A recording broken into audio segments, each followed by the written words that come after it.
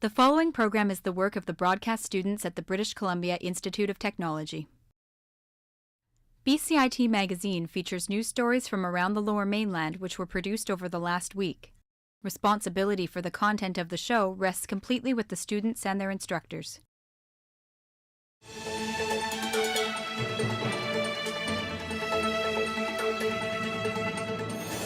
Today on BCIT Magazine, the transit debate is in full swing and both campaigns are picking up speed. One Wheelchair League gives new meaning to the term contact sport.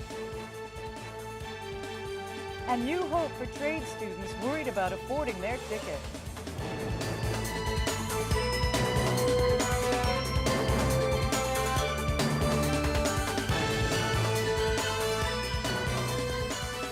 Hello and welcome to BCIT Magazine. I'm Deborah Power. And I'm Neha Prihar. We're filming on location at Crab Park today, one of Vancouver's busiest transit hubs, flanked by 2 train stations and the C-bus. And local transportation has become a hot topic this week. Residents of the Lower Mainland have just 10 weeks to pick their side in the transit referendum as voting kicked off this week. It's an affordable plan. We made choices here that ensure that people will save money. $360 a year is what we anticipate people saving. Ajod Aujla takes transit from Surrey to UBC every weekday morning. Aujla says he'll be voting for better transit. I think that would make things much more easier for people who do commute from King George all the way down to faraway places such as UBC. My total commute time is about an hour and 20 to an hour and a half. That travel time could be a lot less for commuters like Ajod, who often have to drive to a SkyTrain station before they can commute downtown.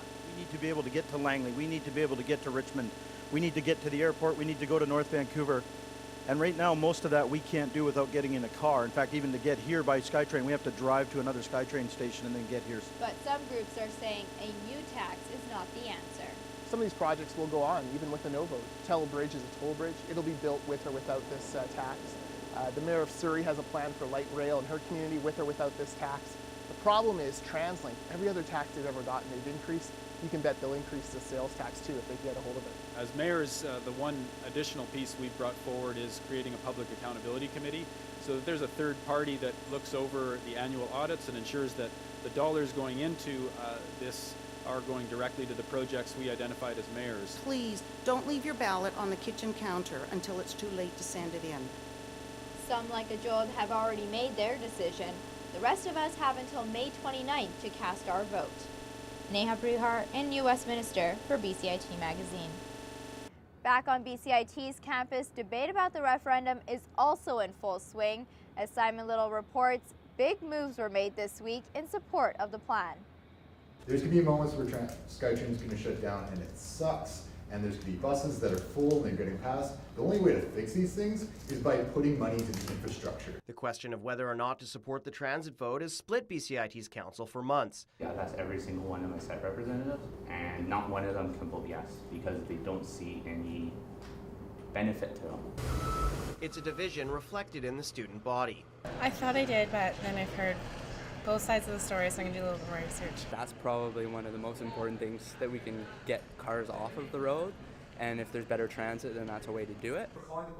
This week, council finally made the call to join the Yes campaign, a similar motion having been defeated last month. And when you have a student that takes over 2 hours to get to school after being here for over 10 hours a day, that's what we were aiming for, and that's what the students felt very passionately about. And BCIT itself says it's supporting the mayor's plan, though stopping short of joining the Yes coalition. We've got students coming from all over the Lower Mainland, traveling to co-op placements, different campuses, so an improved and efficient transit system is critical for us. And with student representatives joining the Yes campaign, the school won't rule out amping up its support. But with weeks to go before voting is over, one thing is certain: students are about to hear a lot more about transit. Simon Little in Vancouver for BCIT Magazine. And transit isn't the only thing that students at BCIT are being asked to vote on. The Student Association is holding a referendum looking to raise student fees in order to expand student services. Kelsey Davis has this story. Referendum. It's a word being heard a lot lately given the latest transit buzz. But at BCIT, a different referendum is on the horizon. January, the student executives got together to review sort of the strategic goals and where we want to see the association go in the next year. And the result of that was we had a couple of large projects and new things we want to bring in. But in order to do that, we need to go to referendum to increase student fees to pay for these. Those exciting new projects include the creation of a student development resource center and a major facelift to the school's watering hole. The pub is a big one. Just because it's so long overdue. I mean, it's been 20 years, I guess. Should the referendum pass, full-time technology students will be looking at a $25 raise to their student fees. Full-time trade students will see a $20 increase. The BCIT Student Association is holding their referendum in just a matter of days, yet around campus, few students even know it's being held. Do you know there's also a referendum being held here? No, I don't. No. I did not.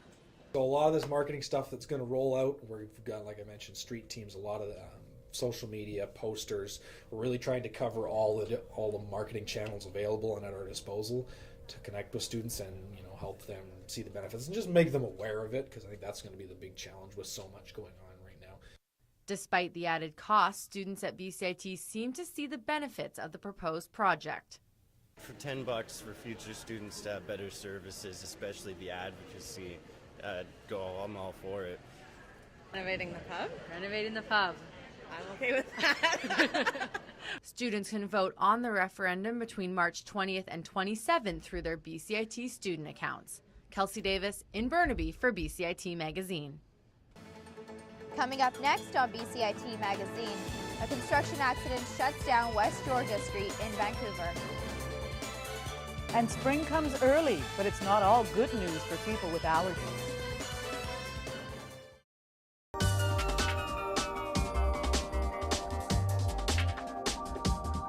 I chose BCIT because I know that all the programs are very hands-on. We have our own radio station. Like it's one of the best programs that I've ever heard of. I am starting a job on Monday, so confidence is high. Honestly, I didn't think it was going to be this fun.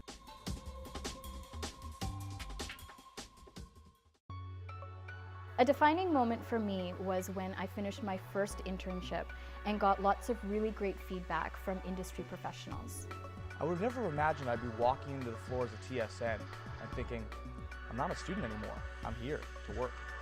I will be starting a job with an investigative news program in Toronto, and I'm really excited to see that grow into what will become, hopefully, my dream job.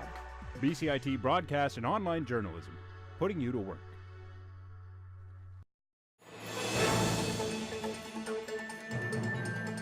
The new Trump Tower being built in downtown Vancouver recently gave Vancouverites quite a scare.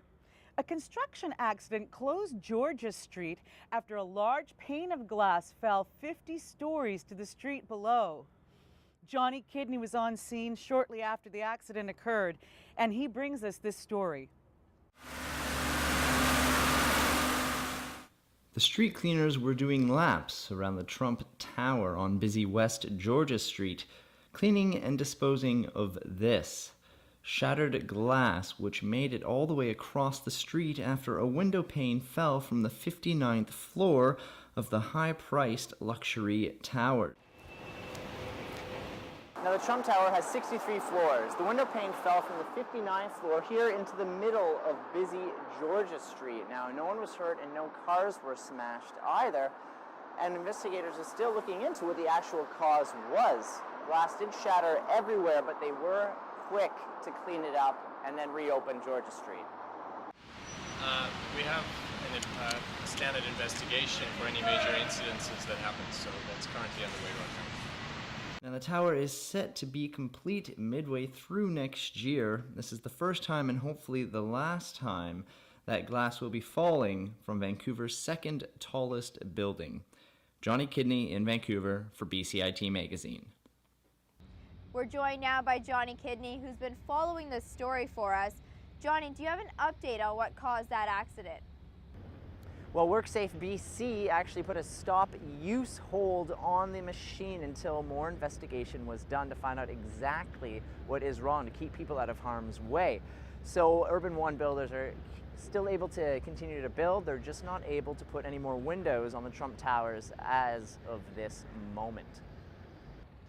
And what is being done to make sure an accident like this doesn't happen again?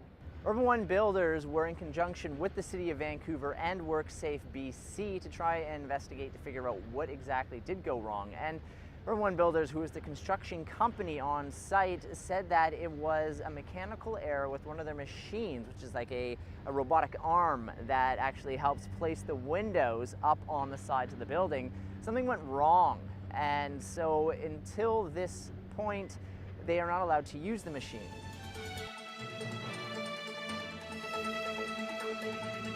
Allergy season. It's a time of year that many people dread. As our reporter Justin Kwan found out, the unseasonably warm weather and early spring blossoms have many people already feeling the effects. An early start to spring has meant excellent weather for park patrons and wildlife in Vancouver. But it has also meant higher amounts of pollen in the air and many to face the battle that is allergy season much earlier than usual. I noticed it starting like in mid-January, mostly with the totally itchy eyes. It's usually the first sign, and then like those multiple sneezes in a row. Usually about the end of March, yeah. Maybe mid-April, and I started feeling this about 3 weeks ago. It is a bit earlier than normal. I think it's due to the warmth of the winter that we've had and blossoming of earlier flowers on the trees and stuff like that, for sure. Allergist Dr. Donald Stark says the weather has definitely caused an increase in the number of patients he's seen compared to previous years. There's certainly, I think, more people experiencing symptoms earlier this year than in most years with our warm spring, and I think the pollen season has definitely started earlier this year than in most previous years. While the earlier start to the release of tree pollen will mean a longer allergy season for sufferers, Stark believes there may actually be a benefit to it. If they're gradually released because it's a longer, more gradual season, people's symptoms may not be as bad as if it came out in very high quantities over just a few days. So yes, it's certainly going to be a longer season this year because of the weather. Will it be a worse season? It partly depends on how severe symptoms people are, how sensitive people are to those pollens. Stark recommends antihistamines and medication for those who suffer, so they too can enjoy the beautiful spring weather. Justin Kwan in Vancouver for BCIT Magazine.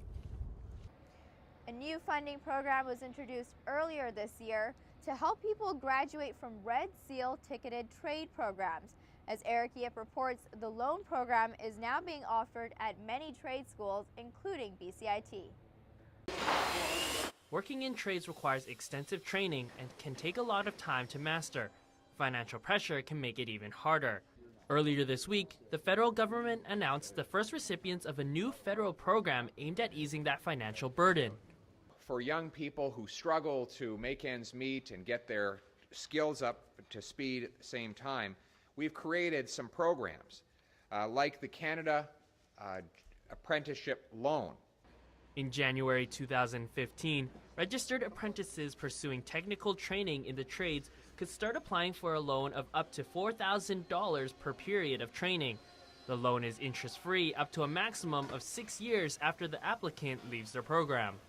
Since January 1st, over 3,000 apprentices across Canada have already received their loans and are using the money to help cover the costs of tuition, tools, foregone wages, and to help support their families. The government says the trades are important for the Canadian economy. However, the federal opposition party thinks money does not address the key issue. We have a very high number of students who drop out without finishing the program, and we need to find real ways to support students or young people or person of any age who enters an apprenticeship program so that they actually do get to their Red Seal. Students at BCIT say the loan is welcome news and will help them complete their program.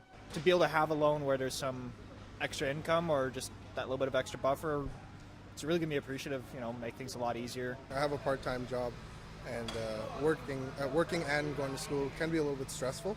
I think the loan will take off a lot of stress from a lot of the students, and I think it'll improve the overall performance. That improvement could help these apprentices better prepare for the jobs of tomorrow. Eric Yip in Burnaby for BCIT Magazine.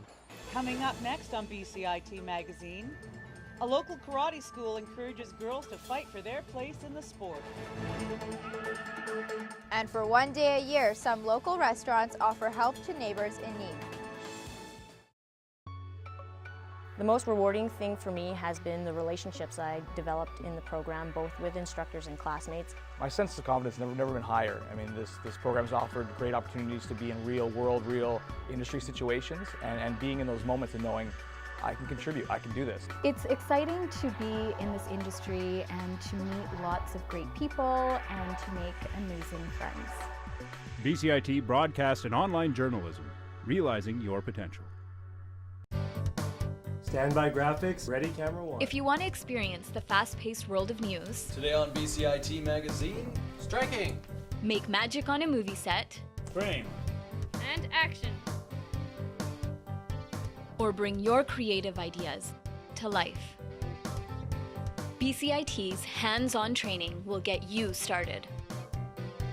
BCIT Television and Video Production. Your possibilities start here.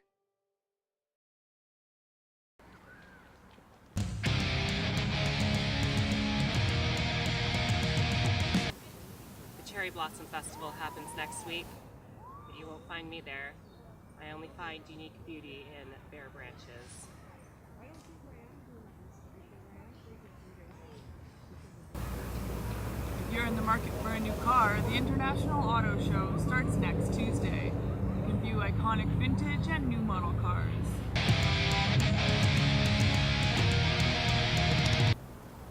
The weather's getting nicer. Guess that means we'll need to buy new parasols. For you vitamin D needers, you can go hit a ball with a stick. The Lower Mainland Pigeon Put's open this weekend.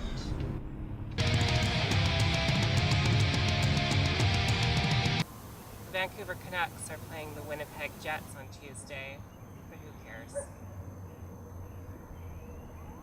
That was your community calendar. Whatever. Wheelchair rugby was founded in the 70s, but is only now gaining international recognition. The sport is ready to make its Para-Pan Am Games debut this summer in Toronto, and it's also flourishing locally. Reporter Corey Correa has more on this from the hard court. Originally dubbed murder ball, wheelchair rugby isn't like your typical rugby. It's 4-on-4, played on a basketball court with a volleyball, and features male and female quadriplegic athletes. And what's more, it's a Canadian invention.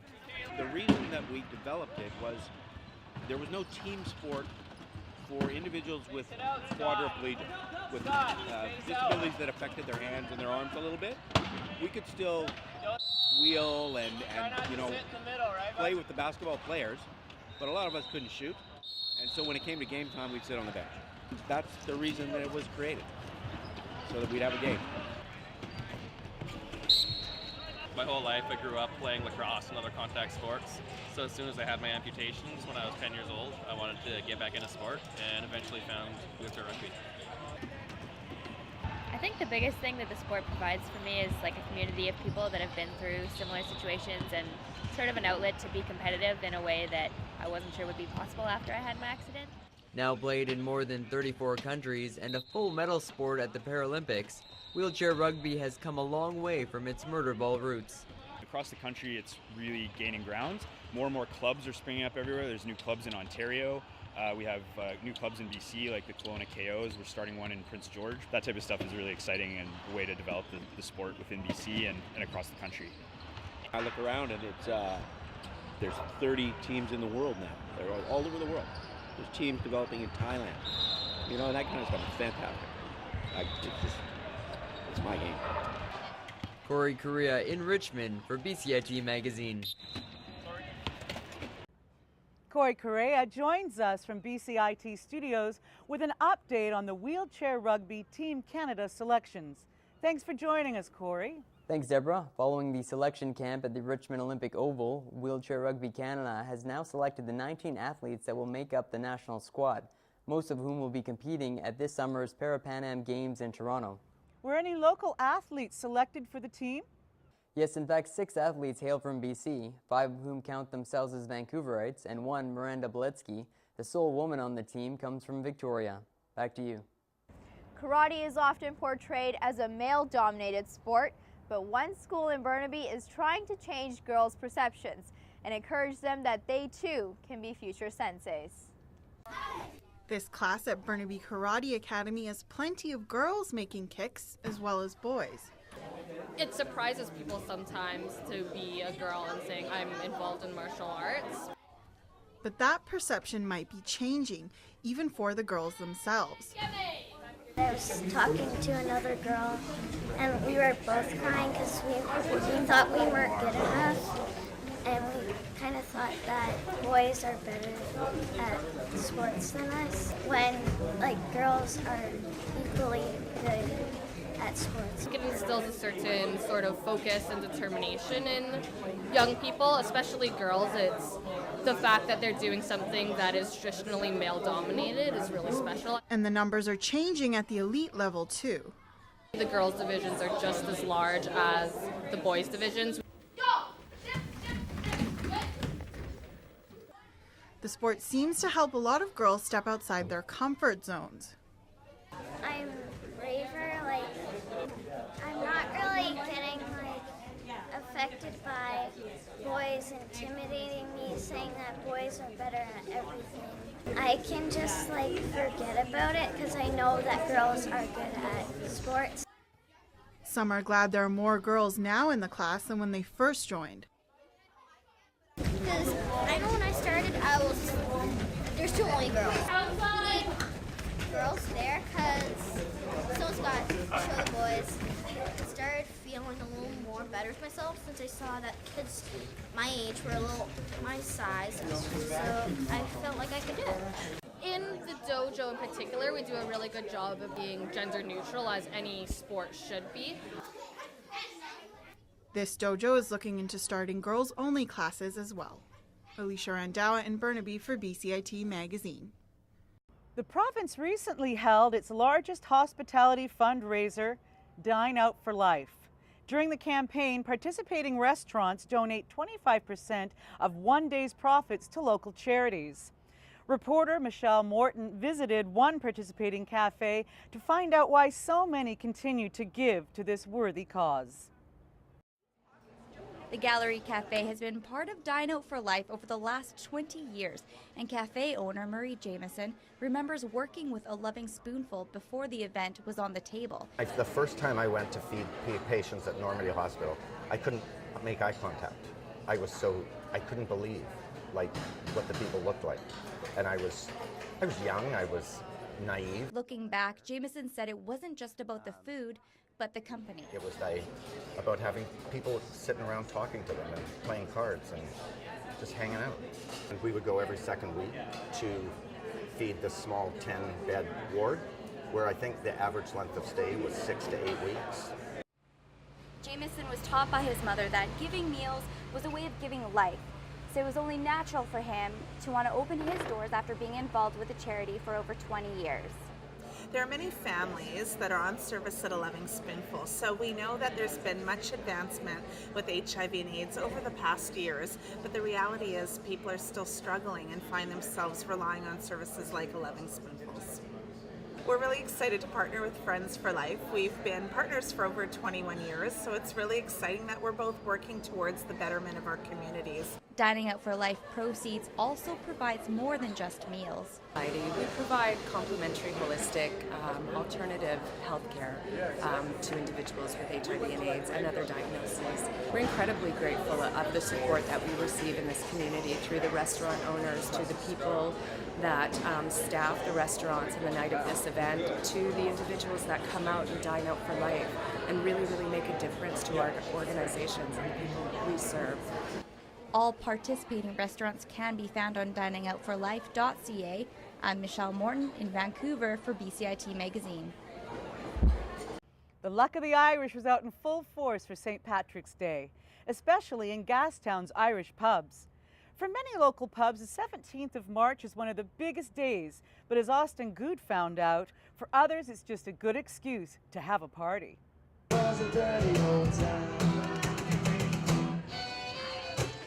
It's finally here. The Blarney Stone downtown Vancouver is once again hosting one big Irish party. Everything has to be almost prepared before New Year's. In terms of all the entertainment has to be all booked before New Year's. Everything has to be planned out. The street closure has to be started.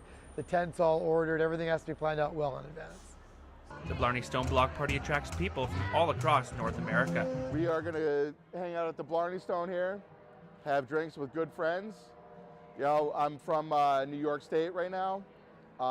We got friends from New York, Nevada, California. We chose Vancouver to come up here and celebrate with you guys. St. Paddy's Day may be just another day for some, but for many it's a good excuse to get out and have fun. Community spirit, you know, it's very important for everybody to get out of their homes and meet the community and meet the world, the people, and drink some beer and have some cheer. With the all-day drinking, some would think this would cause problems, but the Blarney Stone feels St. Paddy's Day has a different feel to it. Well, the great thing is that St. Patrick's Day is a really happy day, so we really rarely have problems on St. Patrick's Day. We obviously have our own security, and if there's ever a problem, the police are just a phone call away. Austin Good in Vancouver for BCIT Magazine.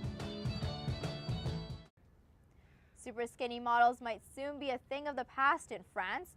A new bill that's likely to pass will make it illegal for any model to have a BMI of less than 18. Now, modeling agencies caught breaking the rules on that will be fined $79,000 and face possible jail time. This is joined by Italy, Spain, and Israel, who also adopted these laws back in 2013. If you have any questions or comments regarding this program, please visit us online at bcit-broadcast.com or bcitbroadcastnews.ca. I'm Neha Prihar. And I'm Deborah Power, and that's today's BCIT Magazine. Thanks for watching. We leave you with the view from the shores of beautiful Crab Park.